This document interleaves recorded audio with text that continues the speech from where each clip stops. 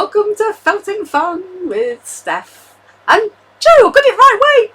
Yeah, you did. Oh no, you see? Yeah. No. You're the. Yeah, I know. It's weird, isn't it? It's just wrong. It's just wrong. Whatever way it looks on screen, it's the opposite way. Okay. Yeah, we need to be flipped around. Anyway, nice to see you. Yeah, you too. I always say this is when we get a chance to catch up, isn't it? Yeah. Sorry, everybody. Yeah, sorry about that. We'll just chat on. So we're talking about, let's do prizes first, shall we? Yes. Prizes. Yeah. Okay, so. Yeah. You go first. Right, okay, yep. So, I'm going to offer up my giraffe course, which is an online course. I'm trying to remember how many hours of videos. It's something like 9 or 10 hours of videos of me going on. Is it going to be 9, 10, something like that, isn't it? Of me showing you how to make a bigger giraffe. Bless him. I do like the blue, actually. That's Tango. Yeah, Tango. Bless him. And I will send you the fibres to make him. Yeah. Fabulous. So, there you go. Brilliant. Okay, over to you. Okay, and my prize this month is going to be the Bertie Bunny. Matching me. Yeah, absolutely. So Bertie Bunny has had a makeover, and he now has a Crafty Kit Company red jacket. Quite right. I think he looks rather smart in his red jacket, and he's just been released as a kit rather than a club box, and he'll be available. I'd like to send the winner a Bertie Bunny kit, and also one of I'm pointing to the wrong side. I know, it's on the other side. You moved it onto the other side. Oh goodness. Try and get the light to not shine on it. One of our Crafty Kit Company needle minders, which you could also wear if you're a true fan. You could wear it with pride. Yeah. So, Bertie and Bertie. I love Bertie, I have to say. Beautiful. Yeah. And to be in with a chance of winning, you need to please comment down below and like and subscribe to our channels. Yes, below. There you go. And we will pull the names out of a hat. We say in about 7 days. Sometimes it's 8 days. Sometimes it's 9 days. But we will notify. And we put it up in the groups and on YouTube to let you know who's won. So don't worry, we'll find you. Perfect. So today, faces. All about faces. So we've got some questions about faces, or are we just talking?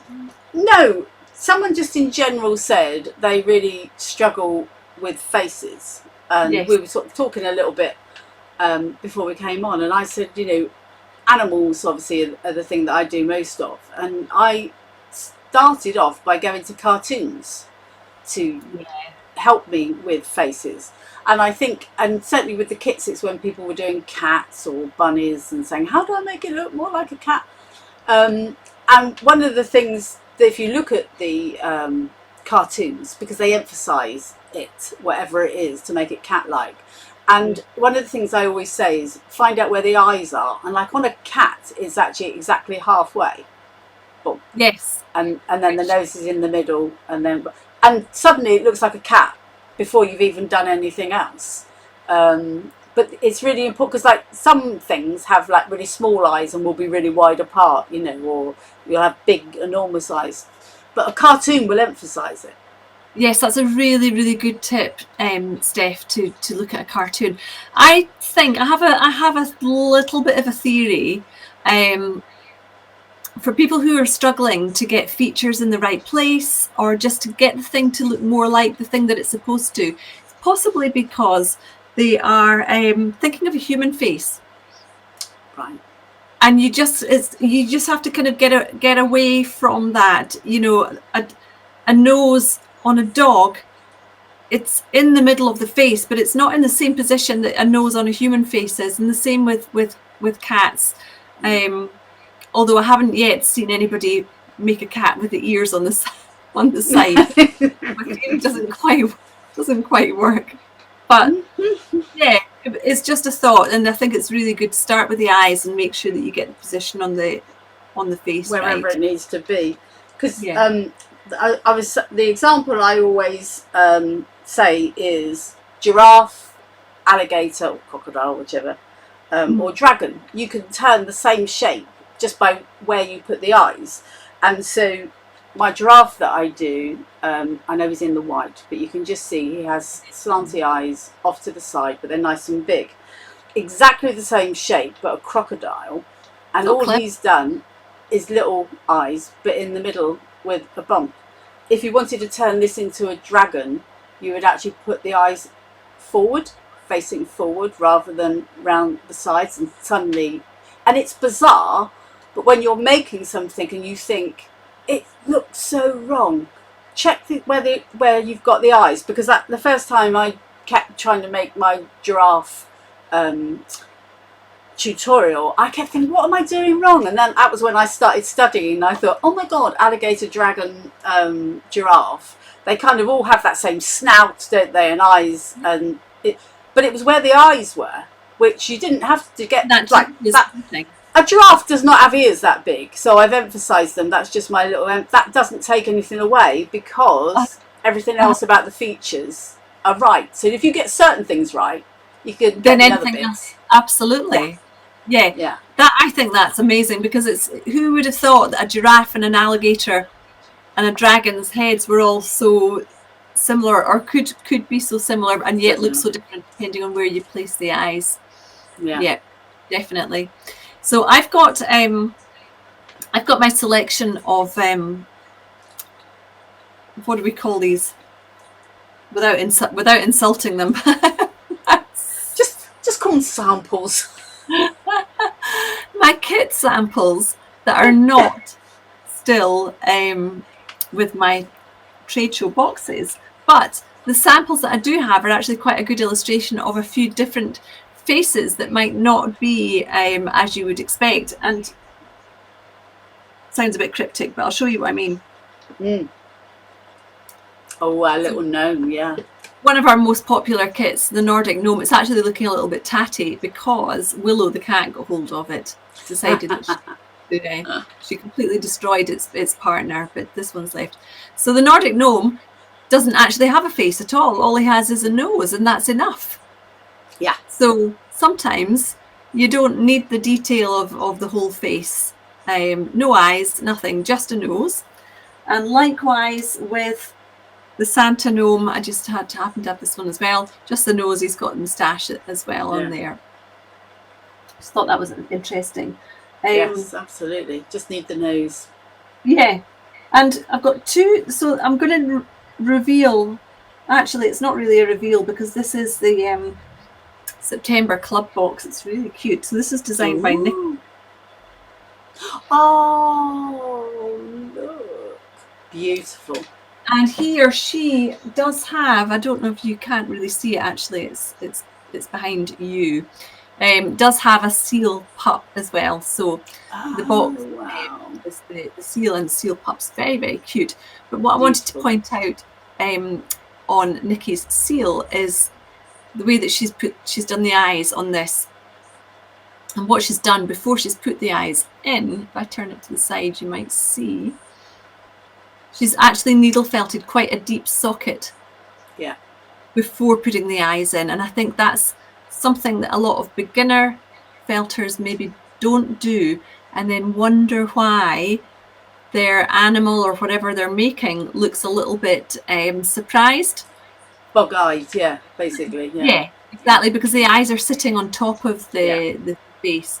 So your eyes sit in sockets, so it's really worth spending quite a bit of time needle felting fairly deep sockets to put the eyes into. And then the other thing with these eyes in particular, these eyes are not black, these are our amber eyes with a black pupil, But what Nikki's done is she's coloured in the backs of them with a black Sharpie pen.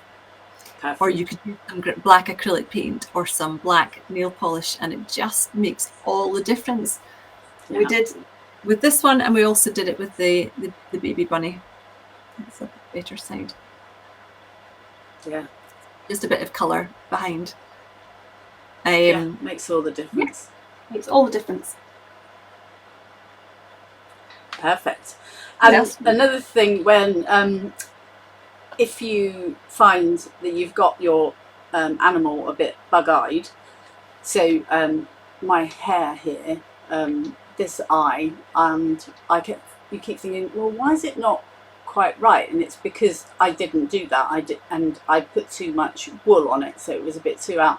So to get over that without taking it out and I've added a big eyebrow. Can you just see that? There's this flappy bit, and I've literally, so you can see the difference between them. So I've just added an eyebrow so that now his eye isn't quite so bug up. So don't think, oh God, I've now got to go through and completely pull out something.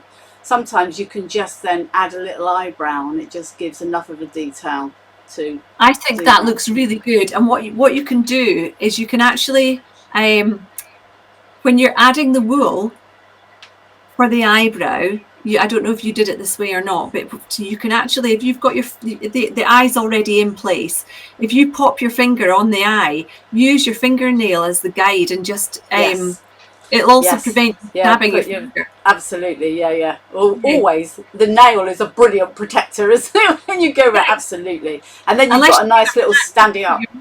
Yeah, absolutely. Your nail, didn't she? Perfect. So just use your nail as the guide and felt around the edge of it. Yes, absolutely. But yes, I'd say sometimes, I think that is one of the biggest things that you see when people are starting, is you do the roundness and probably spent a lot of time stabbing the shape, and then pop the eyes on, and then you need to put an eye socket, absolutely. In fact, when I make heads, this is going to look awful, because this is the head when I've just started adding eyes.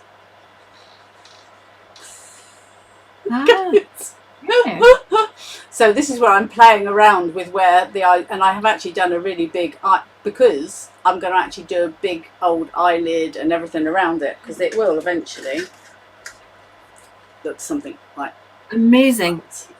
But you see how here with our human eyes, I mean, we have huge hoods over the top, and sometimes it's just a case of building it up. So nothing is irreparable, or if you can always add a bit, bring it out. I mean, my heads ended up being a lot bigger than they should have been, because I was like, add a bit more. It's nearly as big as my head now. You're so talented. There's a proper sculpting, isn't it? But it's just using wool instead of clay. I think it's amazing. Amazing. And the thing is, like the human part of it, I do struggle with, and I was saying to you that head has been through many variations, and at one point, and I think Sue and a couple of others saw it when I did my live in its previous incarnation, and said, who do you think this is? Because it looked hideous, and there were many very funny suggestions, because I said I realise it doesn't look like who it's supposed to, so just and I thought the best one was when someone said make it into Boris Johnson, but I didn't, but just because I didn't want to look at Boris Johnson, really, to be honest with you. It's like, it's not going to feel my day. Spend much time with them, to be honest. No, definitely not. But you can still, as I say, by following some basics, and say with that you think, oh God, it's still not okay, and just keep adding until you. I still haven't learnt, so that when I do the next head, I won't get it right. I mean, I'm doing, say, a couple at the moment. One of them, brilliant. The other one still doesn't look like them. But it will. Just keep working on it. They've got to be the same size, so I can't keep adding to it. Right. Okay. Yeah. Yes. So there's a slight, yeah, it will do. But, you know, once it will do, it's just not at the moment. Yeah. Yeah. Yeah. I've got something else here. Oh. Made by me, but designed by Xenia Lady Moth. Oh, So lovely. yeah, and it's gorgeous. It's not supposed to be completely realistic looking. So it's one of her owls. It was a 5-hour workshop that I took. And I just wanted to show, I don't want the light shining too much on that. Can you see that? Yes. So yeah. The thing that really that I love about this is what she's done with the eyes, or what she got us to do with the eyes. And that was to put that tiny dot of white wool onto the pupils. And Absolutely. It's incredible what that tiny, tiny dot, the difference brings them that to life. Absolutely. Otherwise they just look a bit dead. Yeah. So if you're using a glass eye, you're going to get that anyway with the reflection. But if you choose to needle felt eyes, then thinking about where the light's coming from and adding that tiny little highlight of white makes a massive difference. It makes a big difference to cat's eyes as well. Absolutely. It's always the last thing I do on any sculpture I do. I mean, sometimes I use glass eyes and sometimes I felt them. But it's always the last thing that I do that I go, and that puts the life into them. And it's just ridiculous, the difference to make. Yeah. Yeah. Amazing. Yeah. So talking about faces, in last month's show, we were talking a little bit about Anna Potapova's beautiful dolls.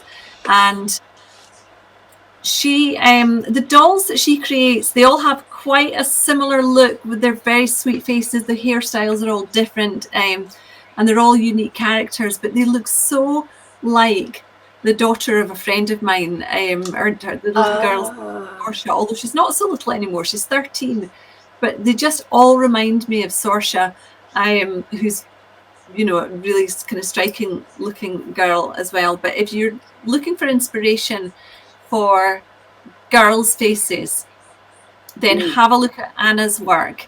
And she's very generous in sharing hints and tips. And I think last month, did you say something about she's got a PDF? Yes, she advertises that she's got some instructions on a PDF, and I think she may even have a little video and on like different parts, because obviously she does a full course. But this is just where if you want some help with doing the face and the hands and different bits. But yeah, she's got some. No, her stuff's really lovely.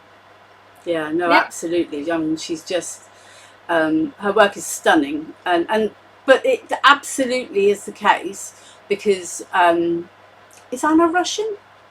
Yes, I think she is. Yes. Because the Russian style is very, very flat and neat and beautiful, like porcelain, isn't it? But it's because and in any of her courses she'll show you that she spends a lot of time with a very light needle over the top and making it, and the inside it's rock hard, and make it like porcelain, and it takes a long time, and it's like, but if that's what you want, it just means it's going to take. Don't think it will happen. Oh, I'll do a couple of stabs and it will look just like that. It won't, but it will look beautiful. But you need to spend the time to get that kind of picture. That's it, and it's something that I quite often see when I actually have the pleasure of meeting a customer, maybe at a show, and they choose a kit that's maybe a slightly more advanced kit, or a bigger kit. I will always say to them, it's worth spending the time. Never underestimate how much poking is required to get this really nice smooth surface, and starting off with a really nice firm base, like your knotting method is really good for getting it firm inside to start with. But it's that smoothing. Alison Cremona, she's another one from Felt and Dandy. Her finish is beautiful because she spends a lot of time with a fine gauge needle identifying any little lumps and bumps and just poking them all out so that it's all really, really smooth. So yeah, it does take time, but it's really worth it for the finish, especially if you're making a face and you want to Nice smooth skin. Yes, you need that sort of that look, but yeah, you absolutely need to spend the time on it. But beautiful, yeah. And, I've never made a face, actually. You've never made a face? No, not a human one. No. It's interesting, isn't it? Yeah, I did, because I did one ages ago, which was the Shakespeare, because Stratford upon Avon. Yeah. And then I did Muhammad Ali, because Steve, that's his hero, his sporting hero, Muhammad Ali. And then I haven't done it for ages, but I'm halfway through, kinda, doing Frida Kahlo. How are you? But it's actually going to be one half true, the other half Day of the Dead. Brilliant. So yay. Can you imagine all the flowers? Yeah, amazing. And is this just something you're doing for pleasure? I mean, yeah, which I'll take to shows, and it's just most of my things I sort of just think, oh, I'd really like to do that, you know. Yeah, I mean, so I do commission as such. I don't do that many commissions, and not because I don't like doing them, but commissions take me a lot longer than actually just doing stuff for myself. Yes, because you have to really take into account someone else's needs and thoughts and how they see their animal or the animal you're creating for them. Whereas when you're just doing it for yourself, and as in to sell, you know, that's my vision, and off you go. Can't wait to do that. Yeah. So that's one of them. But I'm last month I mentioned, just in case someone's watching and didn't watch last month, because we're doing faces. We mentioned it last month because of limbs and everything. But this is a great book. Again, very caricature on the front here, but it does also show you how to do normal ones. It's just a brilliant book. You can see I've used it a lot because all the pages are coming out. Is it available on Amazon or where can people? I got it from Amazon. Teresa Cato, Cato, and Sculpting People with Wool by Teresa Cato. I think she's Spanish. And you know, these there's a lot to be learned from a needle felting book, even if you're not that interested in sculpting people or faces. Just learning about different techniques and different ways of doing things that you can then apply to an animal or, you know, whatever it is you're sculpting. Yeah, it's amazing, isn't it, where you pick up the little techniques from something. You might have gone to a course and someone says, oh, I do this for this. I mean, little things that I always do. And for instance, when I'm doing ears, I actually, as I say, started off by ironing, and then someone was like, oh no, I use hair straighteners. And you go, oh my God, yes, hair straighteners. Why would you not use hair straighteners? And little things like that, which, you know, I use for all sorts of things now. Especially if you're imagine if you're doing clothes for your doll or whatever you're doing, and you're doing some flat felting. If you actually then iron it, it really does make it nice and robust. Oh, it's amazing. I actually tend to, wherever possible now, I'll get a steam iron on. So Bertie's jacket.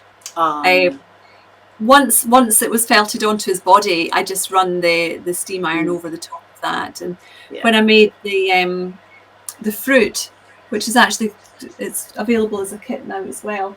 Oh yeah, that was one of your club kits, isn't it? So the fruit, it was really important. Apart from the tangerine, which I wanted that to remain lumpy, but the other pieces of fruit in that, or maybe you can't see them, doesn't matter. I wanted them to be really, really smooth. So using the iron when making the fruit was a good extra step, I think. Have you got those the little iron? Is it the little crafty? I've got a little travel iron. I do have a little travel iron, but I'm afraid to say that I just go all in and get just the huge steam iron, and you know, I'm a bit impulsive that way. I just go straight in there. Okay. I haven't burnt myself yet. Touch me. Oh God. So I'm just having a little look to see if I've got any other faces to show. It's fabulous, Mr. Foxy again. Poor Mr. Foxy. He really does need a bit of a tidy up. He looks like he's been in a fight. He probably looks quite realistic, to be honest with you, because foxes are not neat. No, they're not. They're not. I saw one tonight, actually. Oh, did you? in a field, when I was out for my appointment, and this fox just came down the field towards the room, and I said to the lady, "There's a fox out there," and she went, "I'll get." No, she didn't say she'd get it, but she's got ducks, so she was a bit concerned. Oh. Yeah. No, we used to have chickens at one point until we had a visit by a fox. So yes, I know it's a bit of a double-edged sword, that one, isn't it? It's like, I love foxes, but yeah.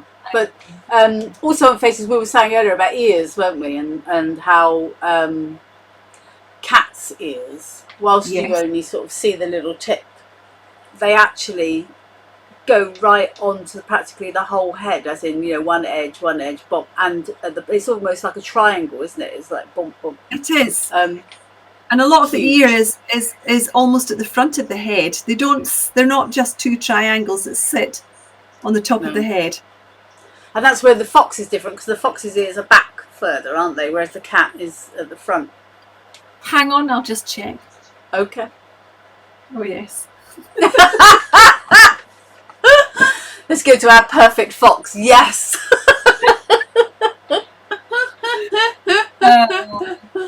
Oh my god. Yeah. Hilarious. No, that's when your kind of cartoon tip comes in really handy as well, and actually just training yourself to look at an image and just look at what you can see, not what you think you can see. Just look at what's in front of you, and even just, if you've got a picture that you can print out, draw an outline around it so that you're actually, you've got looking at the yeah. No, it's yes, it's actually quite a good exercise actually to get tracing paper over something and just drawing outlines and eyes and things, because suddenly you do go, oh, those eyes are high. You think, and that will make a difference too. I think the funniest thing that I've made, kind of a face, was the octopus. Yes. And I'll get it because I found it on the floor, and one of them in the group laughed hilariously when they got to this point. Just a sec. Go on. Be right with you. Let's talk amongst ourselves.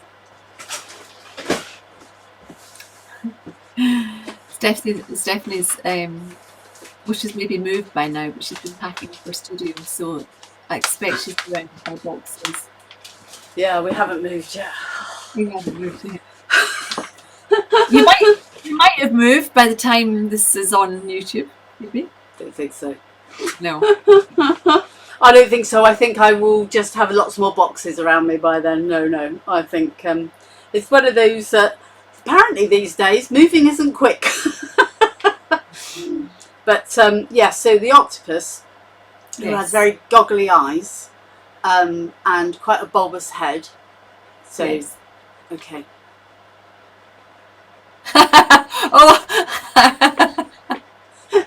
So the in-between stage, whereas he should be like that, so bulbous eyes and so. And I've put a picture of that. I do actually have a picture of it just like that in the instructions, which is hilarious. And even when we did it, we went, yeah, but it does actually have to look like it does have to look like that. It does. Oh dear, that's a bit unfortunate. Yes. Yeah. Yeah. So well, much laughter when you get to that point, but yeah. It's all part of the good, clean fun of needle felting. Part of the process. Lovely. Oh dear. But yeah, things do look strange when you get to different points, and in fact that's one of the things it says in that book about making, oh my god, and as you're adding eyes and cheeks, you think, what on earth is this? And you just have to keep going, because until you have ears and things on, and it's the same with the animals, isn't it? Sometimes it's not until you suddenly put the ears on that you go, oh my god, it does look like whatever animal it is. But and everything goes through the ugly phase, doesn't it? Everything goes through the ugly dinosaur phase. Yeah. Dinosaur, alien, or it's perfectly formed. Stephanie. It's a little worrying. It's hilarious. It's funny. I was just, because I'm packing. It was actually on the floor earlier. I was thinking, oh, there you go.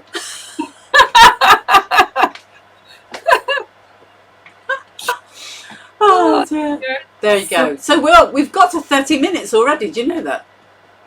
I'm not really surprised. Yeah. So I guess, were there any other questions about faces, or have we just... No, it was just a general that people struggle. And I think we kind of covered because obviously we can't cover every face known to man, but just the good ways to look at cartoons or just notice.